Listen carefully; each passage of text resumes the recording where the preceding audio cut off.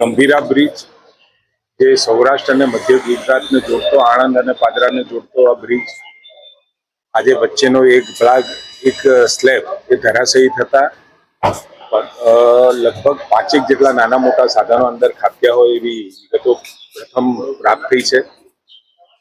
3 જણના મૃત્યુ થયા છે, 5 જણને આપણે રેસ્ક્યુ કર્યા છે અને 5-6 જણા જે સારવાર કરી અને એમને રજા પણ આપી છે અને 5-6 સારવાર હેઠળ છે। ઘટનાનું કારણ શું? કારણ કે લાંબા સમયથી જર્જરિત હતો એ પ્રકારની વાત છે। 2 દિવસ પહેલા મુખ્યમંત્રીએ